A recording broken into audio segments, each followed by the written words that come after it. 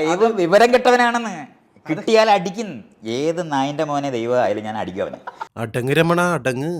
അതിന്റെ റീസൺ ഇതാ, ലോകത്തിലെ ഒരു സാധനത്തിനെ മറ്റൊന്നിനെ തിന്നുന്ന നിലവാരത്തിൽ ഉണ്ടാക്കുന്ന ഒരു ദൈവം വിവരം കെട്ട ദൈവമാണ്, നീതിയില്ലാത്ത ദൈവമാണ്, കള്ളനും ചതിയനുമാണ്. സത്യം പറഞ്ഞാലേ ഇങ്ങനെ ഒരു മാഷ് തന്നെയായിരുന്നു രവിചന്ദ്രൻ മാഷ് എന്നൊക്കെ വിളിക്കുന്നത്.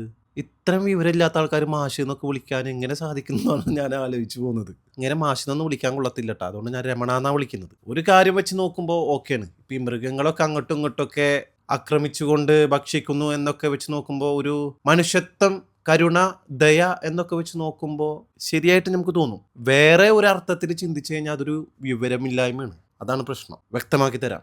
ഈ ഭൂമിയിൽ സന്തുലിതാവസ്ഥ എന്നൊരു സംഭവമുണ്ട്. ഈ മൃഗങ്ങൾ പരസ്പരം അങ്ങോട്ടും ഇങ്ങോട്ടും ഭക്ഷിക്കുന്നില്ല. ഈ പുല്ലൊക്കെ തിന്നിട്ടാണ് എല്ലാ മൃഗങ്ങളും ജീവിക്കുന്നത് എന്ന് വിചാരിക്കുക. പുല്ലിനും ജീവനുണ്ട്, ശാസ്ത്രം തെളിയിച്ചിട്ടുണ്ട് എന്നതും ഒരു വസ്തുതയാണ്. അങ്ങോട്ടേക്കൊന്നും നമുക്ക് പോവണ്ട, കാരണം അതൊന്നും ചിന്തിക്കാനുള്ള ബോധമല്ല. ഇതന്നെ മനസ്സിലായിട്ടില്ല, പിന്നല്ല അത് പുല്ല് നിന്ന് ജീവിക്കാന്ന് വിചാരിക്കുക. അങ്ങനെ ഒരുപാട് മൃഗങ്ങൾ പെരുകി എന്ന് വിചാരിക്കുക. എന്തായാലും മരണം എന്നത് ഉറപ്പാണ്, ഇല്ലേ? അതിനൊരു സൊല്യൂഷൻ നമുക്ക് കണ്ടെത്താൻ സാധിക്കില്ല. അപ്പൊ ഈ മരണം എങ്ങനെ സംഭവിക്കും? ഈ മൃഗങ്ങളൊക്കെ പ്രായമായി രോഗാവസ്ഥയിൽ കിടന്ന് ഇങ്ങനെ ജീർണിച്ച് കിടക്കുകയാണ്. അത് കാണുമ്പോൾ സ്വാഭാവികമായിട്ടും മനുഷ്യൻ പറയും, ഇതിലും നല്ലത് മരിക്കായിരുന്നു, നരകിച്ച് ഇങ്ങനെ ജീവിക്കേണ്ട അവസ്ഥ ഭയാനകമായിട്ട് തോന്നുന്നു എന്ന് പറയൂല്ലേ. അതാണ് മനുഷ്യൻ. എൻ്റെ പൊന്നു രമണ, നമുക്ക് ചിന്തിക്കാൻ പറ്റുന്നതിനൊരു ലിമിറ്റ് ഉണ്ട്. ദൈവം എന്താണെന്ന് മനുഷ്യൻ എന്താണെന്ന് ആദ്യം വ്യക്തമായി മനസ്സിലാക്കുക. ഇങ്ങരുടെ അടിസ്ഥാനത്തിൽ ദൈവം എന്ന് ഉദ്ദേശിക്കുന്നത് മനുഷ്യരെ അപേക്ഷിച്ച് ഉയർന്ന സ്ഥാനത്തുള്ള ഒരു വ്യക്തിയാണ്, അതേപോലെ ഒരു മനുഷ്യനാന്നൊക്കെയുള്ള ഒരു ചിന്താഗതിയാണ്. അവിടെയാണ് അതിന്റെ പ്രശ്നം. ദൈവത്തിന്റെ പവർ എന്താണ്, ദൈവം എന്താണ് എന്നുള്ളത് ആദ്യം മനസ്സിലാക്കിയാൽ തന്നെ പിന്നെ ഈ പൊട്ടത്തരങ്ങളൊന്നും വിളിച്ച് പറയില്ല. നമ്മുടെ ചിന്ത എന്ന് പറയുന്നത് ദൈവത്തിന്റെ അടുത്ത് വെച്ച് നോക്കുമ്പോൾ ഒന്നുമില്ല. ഈ മനുഷ്യനെ സംഭവിച്ചിട്ട് തന്നെ ഈ ലോകത്തെ വെച്ച് നോക്കുമ്പോൾ മനുഷ്യൻ എന്താന്നുള്ളത് ഞാൻ മുന്നത്തെ വീഡിയോ പറഞ്ഞിട്ടുണ്ട്. അതൊക്കെ ഒന്ന് ചിന്തിച്ച് നോക്കിയാൽ തന്നെ ദൈവം എന്താണ്, മനുഷ്യൻ എന്താണ്, നമുക്ക് ചിന്തിക്കാൻ പറ്റുന്നത് എന്താണ്, അതിന്റെ ലിമിറ്റേഷൻ എന്താന്നൊക്കെ വളരെ വ്യക്തമായി അറിയാനായിട്ട് സാധിക്കും. ഈ അല്പജ്ഞാനം വെച്ചിട്ട് ഭയങ്കര സംഭവമായിട്ടുണ്ട് ദൈവത്തെ കുറ്റം പറയണം. ഇത്രയും മൂടനായിട്ടുള്ള ഒരു വ്യക്തി, ഇത്രയും പൊട്ടനായിട്ടുള്ള ഒരു വ്യക്തിനെ സത്യം പറഞ്ഞാൽ ഞാൻ ജീവിതത്തിൽ കണ്ടിട്ടില്ല. അതേപോലെ തന്നെയാണ് മിക്ക നിരീശ്വരവാദികളും. കുറെ എണ്ണുണ്ട് അവിടുന്ന് ഇവിടുന്ന് കേട്ടുന്നല്ലാണ്ട് സ്വയം ചിന്തിക്കില്ല. ഇവരൊക്കെ ഈ തലച്ചോറ് എന്നുള്ളത് അവിടെ ഇങ്ങനെ ഷോക്കേസിൽ വെച്ചിരിക്കുന്ന പോലെ വെച്ചിരിക്കണം, അതൊന്നും ഉപയോഗിക്കില്ല. ആരെങ്കിലും എന്തെങ്കിലും തലയിലോട്ട് ഇഞ്ചക്ട് ചെയ്ത് കൊടുത്തു കഴിഞ്ഞാൽ അതും വെച്ചുകൊണ്ട് വരും. പിന്നെ വേറെ കുറെ ടീംസ് ഉണ്ട്, തെറി പറയാൻ മാത്രമായിട്ട് വേറെ കുറെ ടീംസ് ഉണ്ട്. അതെന്താണെന്നറിയാം, അത് ഉത്തരമുട്ട, വേറെ ഉത്തരമൊന്നുമില്ല. അവരെ പിന്നെ പറഞ്ഞിട്ട് കാര്യമില്ല, അവരെ നന്നാക്കാനും പറ്റില്ല. കാരണം അവർക്ക് കാര്യങ്ങൾ അറിയും വേണ്ട, സത്യാവസ്ഥ അറിയണ്ട, എങ്ങനെയെങ്കിലും അടച്ചാക്ഷേപിക്കണം, അടിച്ചമർത്തണം, അത്രേ ഉള്ളൂ ഉദ്ദേശം. അതിൽ സത്യം, തെറ്റ്, ശരി അങ്ങനത്തെ കാര്യങ്ങളൊന്നും അവർക്ക് അറിയേണ്ട ആവശ്യമില്ല. അത് അങ്ങനത്തെ ഒരു വിഭാഗമുണ്ട്. അവരോട് പിന്നെ ഇത് സംസാരിച്ചിട്ട് കാര്യമില്ല, അത് അങ്ങനെ വിട്ടുകൊടുക്കുക. എൻ്റെ പൊന്നു രമണ, ആദ്യം മനുഷ്യൻ എന്താണെന്ന് മനസ്സിലാക്കുക. മനുഷ്യൻ എന്ന് വെച്ച് കഴിഞ്ഞാല് ഭൂമിയിൽ വെച്ചിട്ട് ചിന്തിക്കാൻ കഴിവുള്ള ഒരു സൃഷ്ടി മാത്രമാണ്. ഈ ചിന്തകൾക്കും ലിമിറ്റുകളുണ്ട്. പക്ഷെ ദൈവം എന്ന് പറയുന്നത് ഈ പ്രപഞ്ചം മുഴുവൻ സൃഷ്ടിച്ച ഒരു സൃഷ്ടാവാണ്. ആ സൃഷ്ടാവിന് വളരെ വ്യക്തമായി അറിയാം എങ്ങനെ കാര്യങ്ങൾ നീക്കണം, എങ്ങനെ സന്തുലിതാവസ്ഥ നിലനിർത്തണം, ഏത് രീതിയിൽ കാര്യങ്ങളൊക്കെ ക്രമീകരിക്കണം എന്നുള്ളത് വളരെ വ്യക്തമായി അറിയാം. നമ്മുടെ ഈ ചിന്തകൾക്കൊന്നും അങ്ങോട്ട് എത്തിച്ചേരാൻ പോലും പറ്റത്തില്ല എന്നത് രമണൻ മനസ്സിലാക്കണം.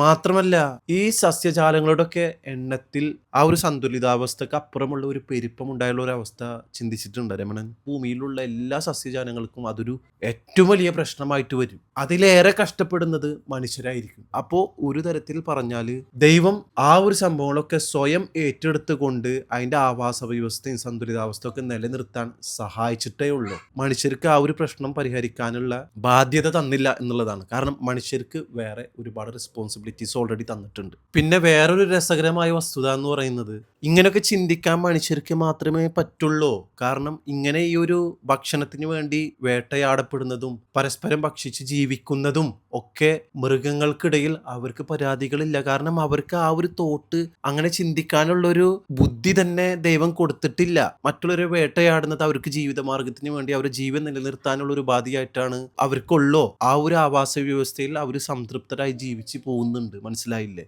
ഇങ്ങനെയുള്ളൊരു ചിന്ത തന്നെ മനുഷ്യർക്ക് മാത്രമേ ഉള്ളൂ. അതുകൊണ്ട് തന്നെയാണ് ഒരു യൂസർ ഗൈഡൻസ് എന്ന രീതിയിൽ ഖുറാനും എങ്ങനെ ജീവിക്കണം എന്നുള്ള വ്യക്തമായിട്ടുള്ള നിർദ്ദേശങ്ങൾ മനുഷ്യർക്ക് മാത്രമായിട്ട് ദൈവം ഇറക്കിയതും അതുകൊണ്ടാണ്. അതിനനുസരിച്ചിട്ട് എന്താണ് ശരി എന്താണ് തെറ്റെന്നൊക്കെ വളരെ വ്യക്തമായി പറയാൻ മറ്റുള്ള ജീവികളെ അപേക്ഷിച്ച് മനുഷ്യർക്ക് മാത്രമായി പറഞ്ഞു തന്നതിൻ്റെ അടിസ്ഥാനവും അതാണ്. കാരണം മറ്റുള്ള ജീവികൾക്കില്ലാത്ത ആ ഒരു ബുദ്ധിയും വിവേകവും മനുഷ്യർക്ക് തന്നതുകൊണ്ടാണ്. അതുകൊണ്ടാണ് മനുഷ്യർക്കിടയിൽ മാത്രമായി ഒരു പരീക്ഷണം നൽകപ്പെട്ടതും. സിമ്പിളായി പറഞ്ഞു കഴിഞ്ഞാൽ ശാശ്വതമായിട്ടുള്ളൊരു ജീവിതം ഈ ലോകത്തിലല്ല, പരലോകത്താണ്. അതിനു വേണ്ടി തയ്യാറാവുന്നതിൻ്റെ ഭാഗമായിട്ടാണ്. കാരണം അവിടെ പരസ്പരം വൈരാഗ്യമില്ല, അസൂയയില്ല, അക്രമമില്ല, അങ്ങനെ തുടങ്ങി ഈ ഭൂമിയിലുള്ള എല്ലാ മോശപ്പെട്ട പ്രവൃത്തിയും പരലോകത്ത്, അതായത് സ്വർഗത്തിൽ ഇല്ല എന്നതാണ് ഒരു വസ്തുത. അതുകൊണ്ടാണ് അവിടെ ഈ മദ്യപ്പുഴ, പാൽപ്പുഴ, ഈ ഹൂറിമാര് എന്നൊക്കെ പറഞ്ഞ സംഭവങ്ങളില്ലേ,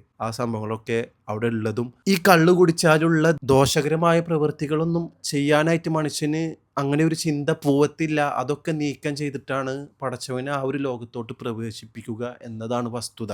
പിന്നെ അത് കുടിച്ചാൽ എന്താണ് പ്രശ്നം? അതേപോലെ തന്നെയാണ് എല്ലാ കാര്യങ്ങളിലും. അപ്പൊ ഇവിടെ നമുക്ക് ഈ മൃഗങ്ങളെ ആക്രമിക്കുന്നതൊക്കെ വളരെ ബുദ്ധിമുട്ടായിട്ട് നമുക്ക് തോന്നുന്നു. ഓഫ് കോഴ്സ് നമുക്ക് ആ ഒരു ദയ എന്നൊരു ചിന്താബോധവും അങ്ങനെ ചിന്തിക്കാനുള്ളൊരു ബോധം ദൈവം തന്നത് കൊണ്ടാണ് എന്നാണ് ബുദ്ധിയുള്ളവർ മനസ്സിലാക്കേണ്ടത്. അതിനെക്കുറിച്ച് അറിയാനിട്ടാണ്.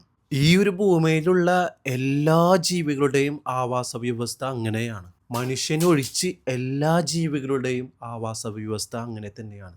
മനുഷ്യന്റെ കാര്യത്തിൽ മാത്രമാണ് ആ ഒരു സന്തുലിതാവസ്ഥയിൽ നിന്നും സ്വയം നമുക്ക് ഏറ്റെടുക്കാനും നിയന്ത്രിക്കാനുമുള്ള കഴിവ് ദൈവം തന്നതുകൊണ്ട് തന്നെ ആ ആവാസ വ്യവസ്ഥയിൽ നിന്നും മനുഷ്യൻ ഒഴിവാക്കപ്പെട്ടത്. ഈവൻ മനുഷ്യന്മാർക്ക് മരണമുണ്ട്. ദൈവം തീർച്ചയായും പറയുന്നുണ്ട്, ഈ ലോകമല്ല ശാശ്വതം, പരലോകം ആണെന്ന്. മറ്റെല്ലാ ജീവികളുടെയും കാര്യത്തിൽ അന്യായമായി എന്തൊരു തെറ്റ് ചെയ്തു കഴിഞ്ഞാലും അതിന് മരണശേഷം വിധി നിർണയിക്കപ്പെടുകയും അവരോട് മണ്ണാവാൻ പറയുകയും ചെയ്യും എന്നാണ് ഖുർആൻ പറയുന്നത്. ഈ മനുഷ്യർക്ക് മാത്രമാണ് ഈ പരലോകവും ഉള്ളത്. അതുകൊണ്ട് തന്നെയാണ് മനുഷ്യർക്ക് മാത്രമാണ് ഈ പരീക്ഷണങ്ങളും ഉള്ളത്. അതുകൊണ്ട് തന്നെയാണ് ദൈവം നമുക്ക് ചിന്തിക്കാനുള്ള ബുദ്ധിയും വിവേകവും തന്നത്. ഈ ലോകം നല്ല രീതിയിലാക്കാനും വളരെ മോശപ്പെട്ട അവസ്ഥയിലേക്കാക്കാനും മനുഷ്യരെ കൊണ്ട് കഴിയും. ആ ഒരു അടിസ്ഥാനത്തിലാണ് മാർഗനിർദ്ദേശങ്ങൾ തീർച്ചയായിട്ടും ദൈവം ഇറക്കിയത്. ഇനി മൃഗങ്ങളുടെ കാര്യം പോട്ടെ. ഇപ്പൊ ഈ മനുഷ്യരുടെ കാര്യത്തിൽ പരസ്പരം ആക്രമിക്കുന്നു, കൊല്ലുന്നു, എന്തെല്ലാം നാശനഷ്ടങ്ങൾ വരുത്തുന്നു. അതിനെല്ലാം എന്നിട്ട് പഴി ദൈവത്തിനും അല്ലേ? നമ്മൾക്ക് ചിന്താശക്തിയും ബുദ്ധിയും തന്നു നമ്മുടേതായിട്ടുള്ള ഒരു ഫ്രീ വില്ലിൽ നമ്മളെ വിട്ടിരിക്കുകയാണ്. നമുക്ക് നല്ലത് ചെയ്യാനും പറ്റും, ചീത്തയായിട്ടുള്ള സംഭവം ചെയ്യാനും പറ്റും. മനുഷ്യർ ചെയ്യുന്ന മോശമായ പ്രവൃത്തികൾക്ക് പിന്നെ ആരാണ് ഉത്തരവാദി?